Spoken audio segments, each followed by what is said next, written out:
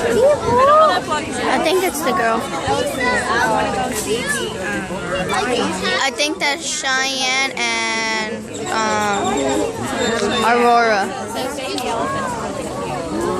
Oh yeah, it is. She's a mature. Can you see?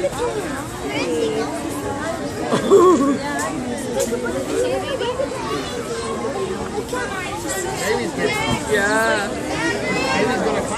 Oh, she's already eating something.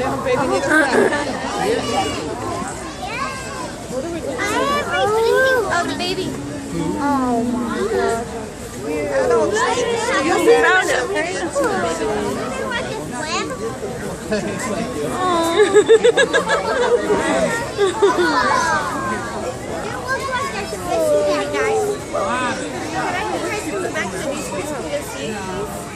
The little ones can't see. That is so beautiful. Diane's got a bunch of them. Oh, look, look, look. Look like she's bowing or something. Are you ready?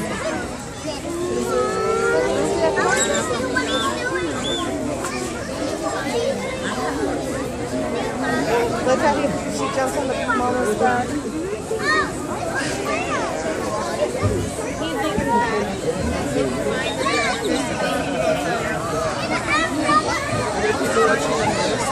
Yeah, there's such a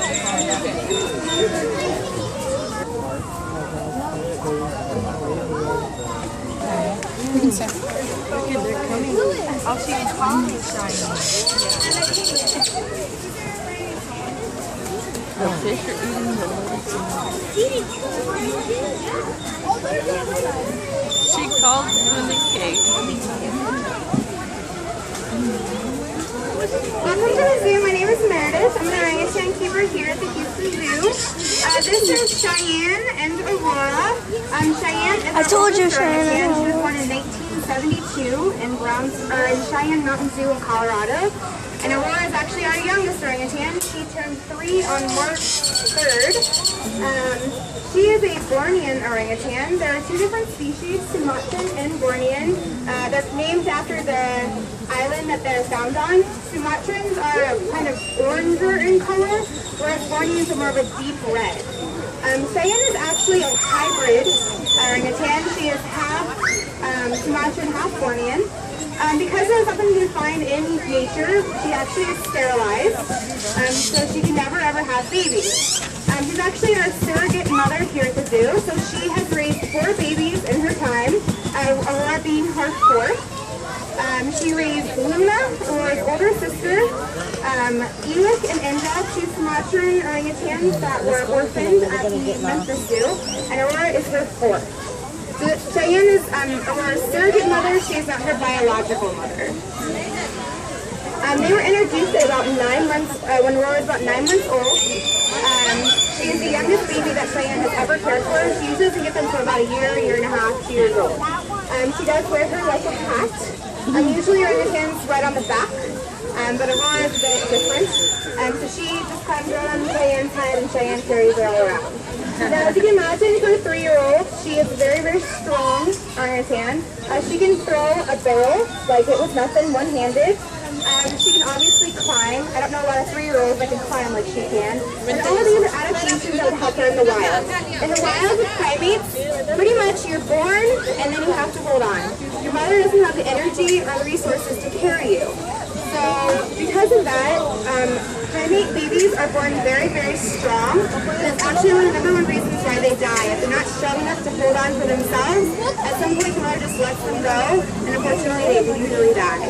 So it's kind of showing a show of strength if you're strong enough when you're born to hold on.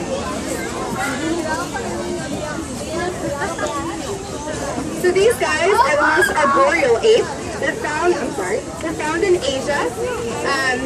Because of that, they actually have an extra muscle in their hips that lets them put their feet over their heads. So they're very, very, very arboreal. They're also obviously the only red ape. That's actually what they're also known as, the red ape. Now, unfortunately, these guys are critically endangered due to something called palm oil.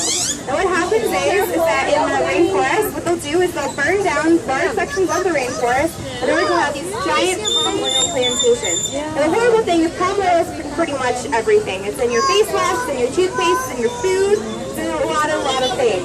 So the best thing that everyone can do is to be responsible buyers, and that's you're only either going to get items that don't have palm oil in it or have palm oil that's from a responsibly grown place. It's called RSPO palm oil. This palm oil comes to us from the Caribbean where it's not damaging the wildlife there. So literally this is a huge deal for these guys in the wild. They're literally burning the forest with all the animals inside of it. And the ones they can catch, the babies, they sell to pet trade, and the older ones they shoot and sell for bush meat. So this is a huge deal for these guys in the wild. It is actually causing them to be in danger. So awesomely enough, there's an app you can download either from the Cheyenne Mountain Zoo or the El Paso Zoo that you can literally scan your groceries and it will tell you if it has palm oil in it. It's this really great effect where it's the sound of a chainsaw buzzing down a tree that has palm oil in it. And it has like a happy clappy noise, but it doesn't. So it's really easy to do. It's just to try and buy things that don't have. Does anybody have any questions so far? I'm gonna move back to the pickup. That was her birth mother. So we actually have 6 orangutans here. You can't see them. These guys are actually semi-solitary, meaning that males can retrieve alone their entire lives. They only come together for breeding, and females live with their offspring. So usually a male or a baby hits about 10 years old and gets kicked out. Because of that, we do house 6 orangutans here all day, every day. And they're actually behind that wall in this very enormous night house that has 6 very large cages in it. So you rotate everyone into it for about 2 to 3 hours a day. So her mother is inside. Unfortunately, her foster father had heart disease 3 years ago. But yeah, her mom and her older brother are inside. Her mom rejected her. Literally, we took the baby away. We never ever do that. It's actually really, so like when you have a carnivore, you can hand rear them because they're just not so dependent on their mothers as these guys are. These guys learn to mate from their mothers, eat from their mothers. Take a picture of everything from their mothers. Oh my goodness. It's really important that these guys euthanize babies. Don't even try to hand them. Yep. So we don't do that because look at all the pictures there. So we try to get them back in with a surrogate or their mom as quickly as possible. So unfortunately, her mom thinks there's 1,000 theories. Did she have postpartum depression? Did she have a bunch of other things? She rejected the baby, I think at about 2 days old. We raised it for 9 months and then put him back with Cheyenne. But that entire time we were raising them, they were in the Rang building. Also, we didn't have one caregiver raise her. We had multiple caregivers raise her, so she didn't get too attached to one person. But yeah, her mom and her older brother are inside, as well as another adult male and a juvenile female. So we have 6 in all. What did you say, hybrid? A juvenile female is the female that is not, she's not a baby, but she's not a grown-up. So she's around 10 years old. It's kind of like a teenager. She's a teenager. What did you say, hybrid? Hybrid. So there's 2 different species of orangutan. There's Bornean and Sumatran. We actually have 2 hybrid, which they're a mix of the 2 different species. Oh. Now we always sterilize them. In the case of our male, he was actually an accidental mesh breeding. So 2 animals bred through mesh. There was an accident. Almost all hybrids anymore were born in the 70s or earlier. So Birdie was born in 1978 and Cheyenne was born in 1972. And then it hardly happens anymore, and we just automatically sterilize when they reach that age.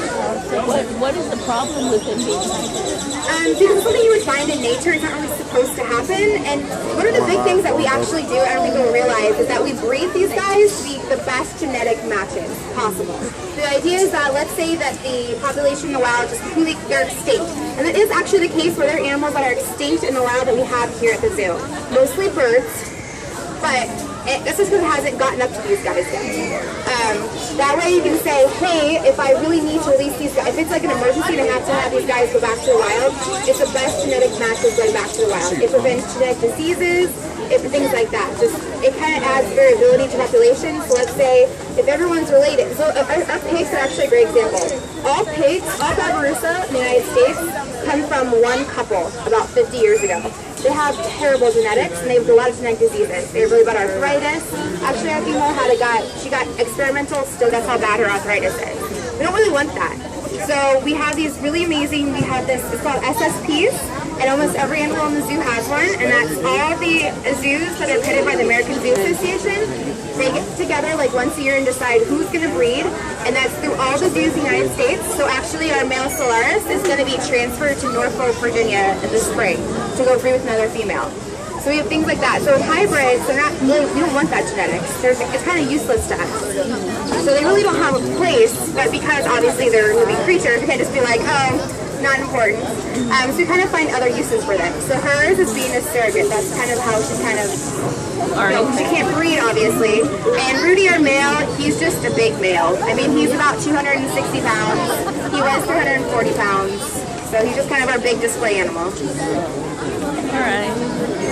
Look at it. It's actually really interesting. So the #1 killer of apes in captivity is actually heart disease. And it's the same reason that we get heart disease. They don't have to go hunt for their food anymore, so they're more sedentary. Although they do have a lot of activity and kind of encourage activity, it's still nothing like you would get in the wild. And we constantly feed them, so they don't ever have times where they're not fed. So a lot of times, orangutans in captivity are obese. Ours are not. They're on diets. They're on very, very strict diets. But because of that, we actually do awake heart, where we're starting to do, where we can get awake heart probes and kind of see how their heart functions while they're awake. And then every other year they're sedated, and we actually bring in a human cardiologist to come take a look at their hearts. So it's really, really cool. Because we did lose